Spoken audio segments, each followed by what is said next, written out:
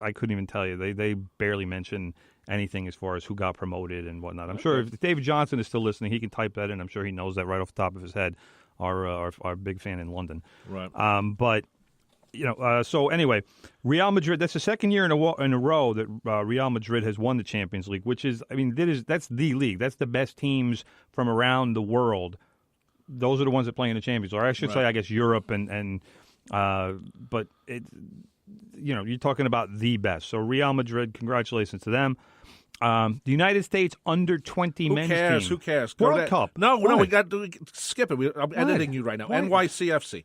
No one cares. No one cares about the under-20. It's a national team. No one cares about the national team. No one cares. You don't care. It's stop under telling 20. Me what to it's do. under 20. We don't care. You're kidding me? You're an idiot. No, you're an idiot. No, you're an idiot. Go to NYCFC. Oh, my God. You want to read it? Go ahead. You read it. No. You read it. Your favorite team. Go ahead. No, I hate NYCFC. You read it. Okay, well, NYCFC defeated the Philadelphia Union. At least they have a name.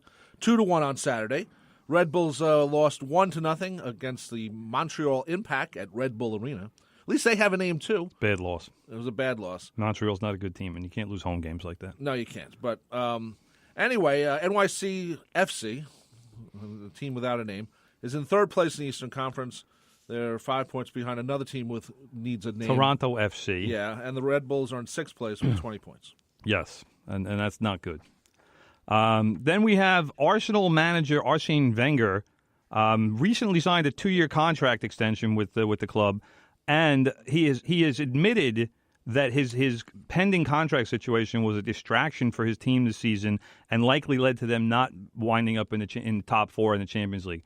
And all I have to say to that is, ha ha. Okay, brother, we have Eddie from the Rumble. Eddie's on? All right, cool. His important meeting is now over. Eddie, how you doing? Hey, how's it going, guys? Hold on a second. We guys get just you down a little bit here. Okay, dokey. Okay, we got you.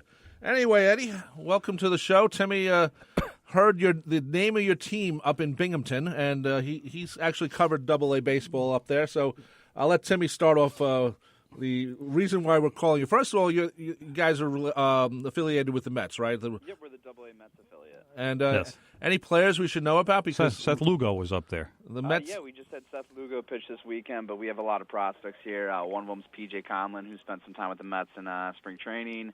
Also have Tomas Nido, who's a big catching prospect for them, and Luis Guillorme, who's an infielding prospect. Okay. Tim, ask you well, questions. we touched on this just before. I don't know if you guys were watching on Saturday with the Mets Pirates on Fox, but when Kevin Burkhardt mentioned Seth Lugo and he was in the rehabilitation start for you guys, and he said Binghamton, and I'm like, oh, okay, he's in Binghamton AA, kind of like brought back some old memories for me from back in the day when I was working up in Albany. And then he says Binghamton, and I'm expecting him to say Mets, and then he says Rumble Ponies. And I described it to my brother before as if you hear a sound effect of a car punching the brakes and screeching, and it was like, wait a minute, he said what? And so of course I had to do research because this was the first that I had heard about this. What is a Rumble Pony? What is a Rumble Pony? So yeah, going back with this story, we've gone through a lot of changes here in Binghamton over the past year and a half. We had an ownership change. When our new team owner came in, he had spent some time in Binghamton and really just noticed, everywhere he went, he didn't see a lot of Binghamton Mets gear. He didn't see a lot of people that had a sense of community pride in the team. And what he decided at that point, within the first 2 weeks of taking over the ownership of the team, was he wanted to really give back to the community and let them have a say in what we were called and what we did around the ballpark. And that's what got us eventually to what you guys heard on over the weekend, the Binghamton Rumble Ponies. And in short, a Rumble Pony is a fierce carousel horse that no center pole can contain. Binghamton being the carousel capital of the world, back in the old days, George F. Johnson brought the carousels to Binghamton as a way for to reward his employees and kind of give back to them who took a lot of time away from their families to go to work. On the weekends, on weeknights, they could go to the carousels and ride them for free. And being a big part of the Binghamton heritage and the culture, we decided to name the team after being the carousel capital of the world. Now, this is different from it seemed like a few years ago, minor league baseball was like the Iron Cats or the Road Dogs, or and dog was always spelled DAWG, WGS. And my favorite, the Iron Pigs. Yes, iron seemed to be the big thing. Is the new thing now horses and other things? Because you got to keep changing the name of the teams. I think that's just the indigenous to Binghamton. Sounds like. But ponies would be a good name for another team. Pony or horse or something. We'll go buy a team. Yeah, I mean, what you're starting to see in minor league baseball, and the company we went through is Brandios, Jason and Casey out of San Diego, California. Is you're seeing a lot of more a transition from traditional names. Us being the Mets, or some affiliates being the Yankees, and you're starting to see these weird names pop up, like the Rail Riders and the Iron Pigs and the New Orleans Baby Cakes, and now the Binghamton Rumble Ponies. The Stud Muffins was an idea. I saw had. that, the Stud Muffins. I was just I was shaking my head when I saw that. Yeah, you're one of the teams. I mean, we always joke with everybody in our league because in 2014, I believe it was, you had the Akron Rubber Ducks, so they went from the Arrows to the Rubber Ducks.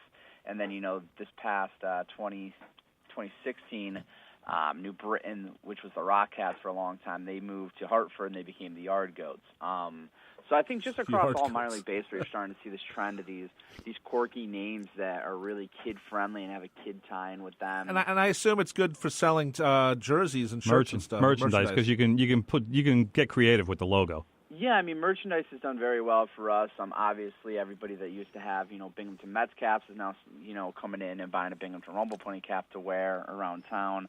So it's been really good for merchandise overall, and just the community's really wrapped their arms around and embraced the change for us.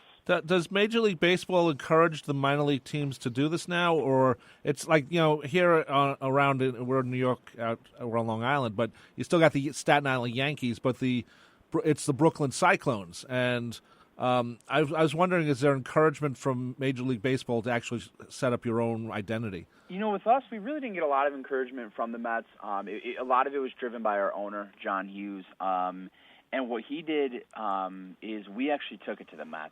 We went to them, and we got their blessing. We said to them, hey, we're thinking about changing the name after would have been our 25th year last year.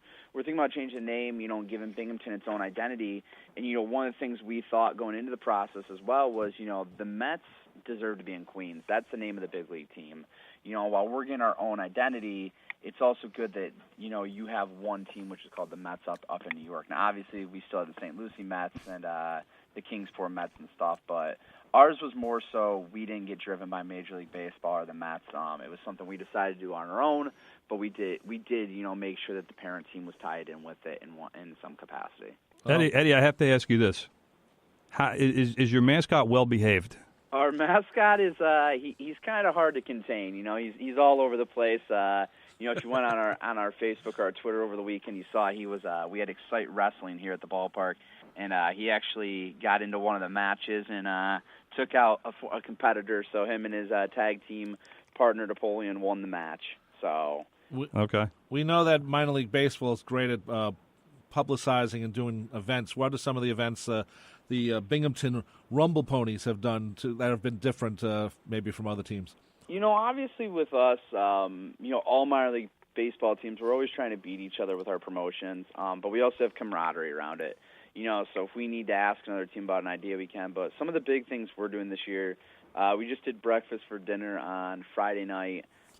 We have, at the end of this month, coming up, a Nightmare Before Christmas night.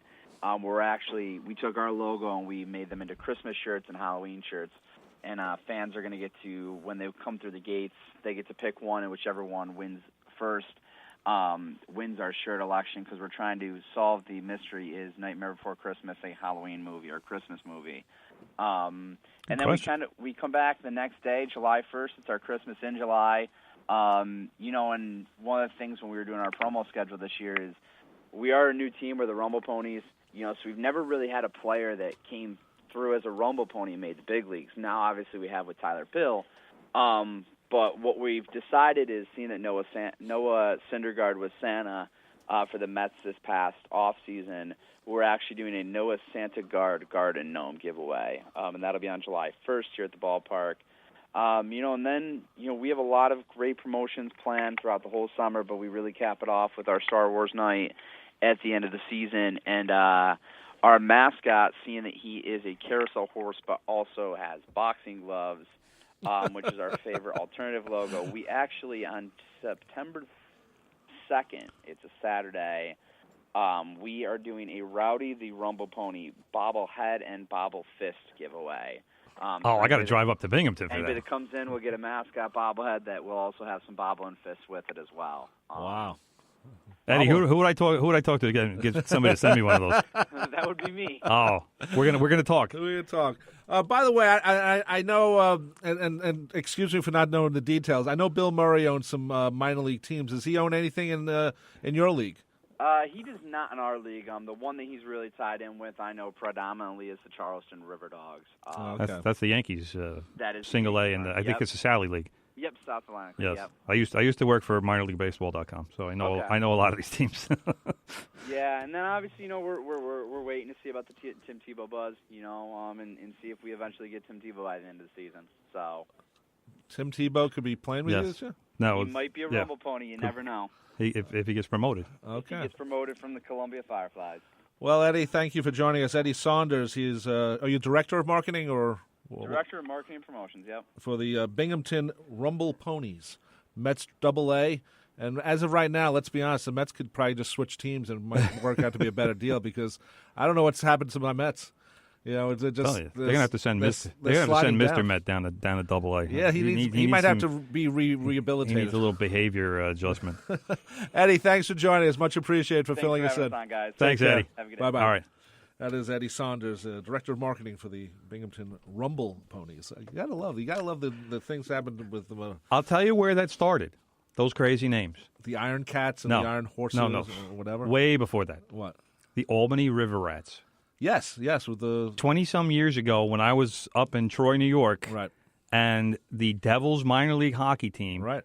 And I remember the guy, I can't even remember his name, but he was working for Albany, and they were brainstorming and trying to figure out names and what are they going to do.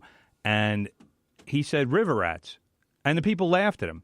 And he said, look, when I was growing up and we were playing hockey, like you go out and you play shinny on the pond or the river, and they would call them River Rats because they would just skate on the river or on the pond all day, right, play hockey, and then they just, when it gets dark, they go home. Right. But and so River Rats kind of gained momentum, and then when they came up with this logo of this tough-looking rat holding a hockey stick, and it was like, this is phenomenal. I know people, and that's how it started. I know people who weren't, Devil fans, but went and bought Albany River Rat merchandise. It was a cool shirt. So it's very cool shirt, as a matter of fact. So I think that was I probably part still of have mine somewhere. I don't know if you can fit into it. Sure, I do. It was an XL.